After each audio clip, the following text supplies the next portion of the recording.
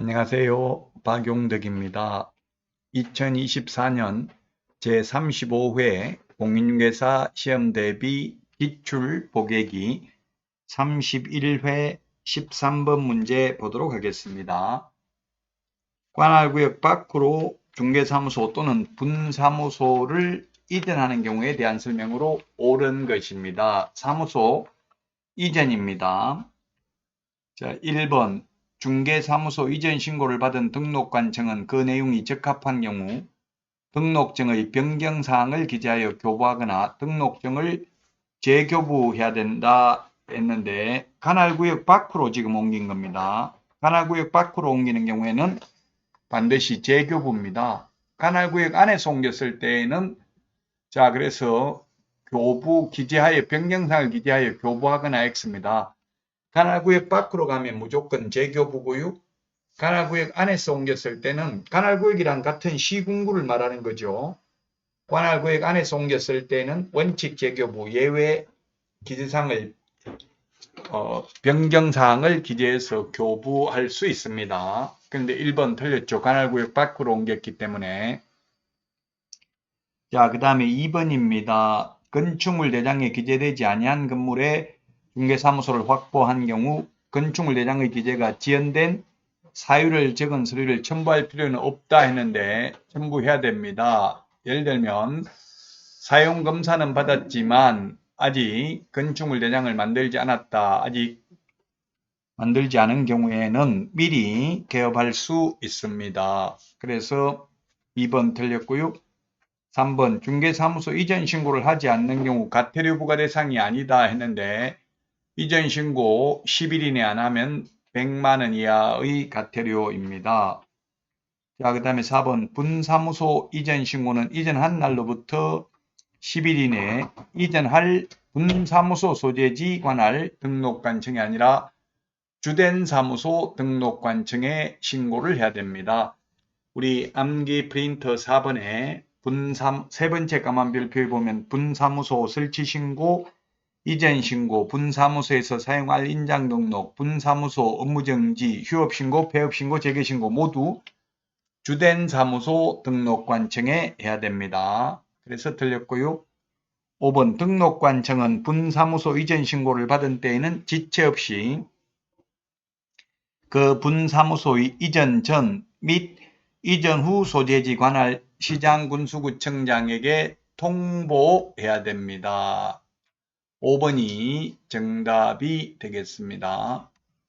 사무소 이전도 거의 한 문제 출제되는 파트입니다. 옮기고 나서 사후 10일 이내에 신고합니다. 자, 다음은 14번입니다. 휴폐업입니다. 틀린 것은 했는데 1번 폐업 신고 전의 개업공개사에 대하여 위반 행위를 사유로 행한 행정처분의 효과는 그 폐업일로부터가 아니라 처분일로부터 1년간 재등록한 개업공개사에게 승계됩니다. 폐업일이 아니라 처분일로부터 1년간 재등록한 개업공개사에게 승계된다. 그래서 1번이 틀렸습니다. 2번 개업공인중개사가 폐업신고를 한 후 1년 이내에 소속공인중개사로 고용신고되는 경우 그 소속공인중개사는 실무교육을 받지 않아도 된다. 예, 그렇습니다. 사전교육의 유효기간은 1년입니다. 사전교육이 뭐가 있느냐 하면 중개실무교육, 경매실무교육, 직무교육 3개가 사전교육 미리 받아야 되는 거죠. 그래서 교육받고 1년 안에 개업하거나 취직 안 하면 다시 받아야 되고요. 그만두고 1년 안에 다시 취직하거나 개업하려면 사전교육을 안 받아도 됩니다. 사후교육, 즉 보수교육, 현업에 종사하는 분들이 받는 교육이 연수교육하고 거래사고 예반교육이 있습니다. 교육 5가지 중에서 시험에 한 문제는 반드시 출제되니까 꼭 숙지를 하셔야 되겠습니다. 3번 손해배상 책임의 보장을 위한 공탁금은 개업공개사가 폐업한 날로부터 3년 이내에는 회수할 수 없다. 3년 우리 암기 프린트 46번에 정리되어 있습니다. 암기 프린트는 네이버 카페 박용덕 박사의 부동산 여행에서 다운로드 받을 수 있습니다.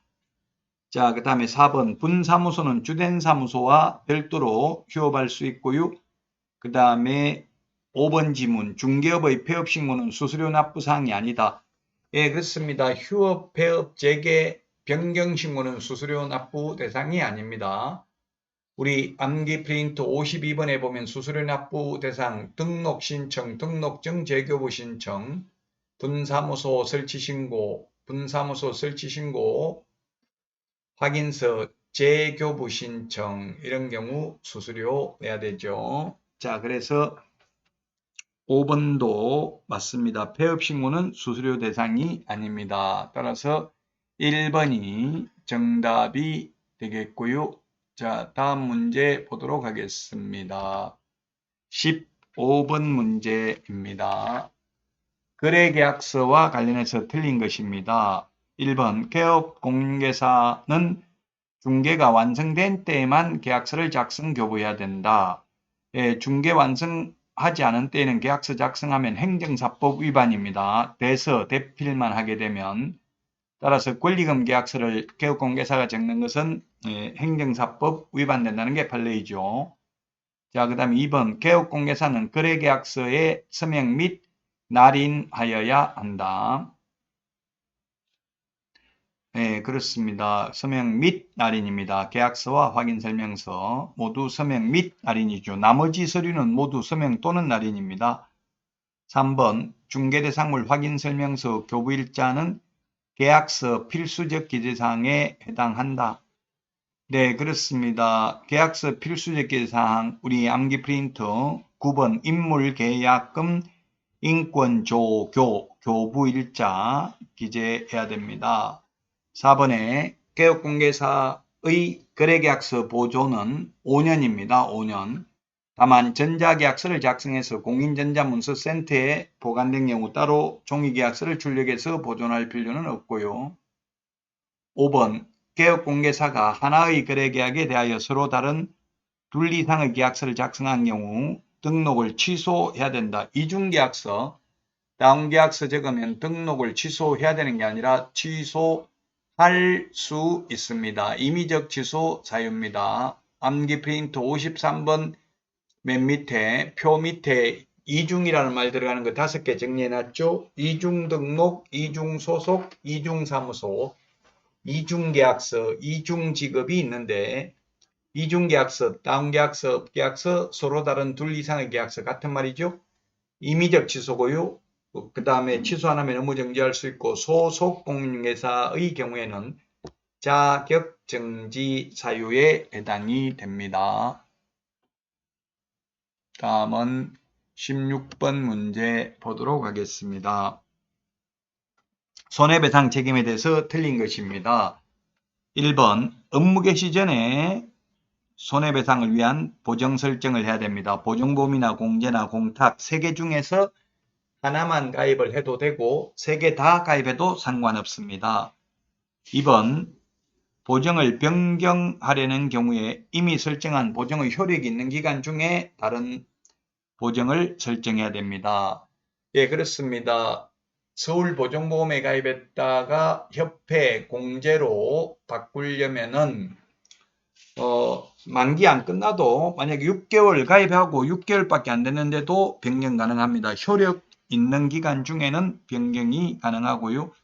자, 그 다음에 3번은 만료되었을 때는 만료일까지, 만기 끝나는 날까지 다시 가입을 해야 됩니다.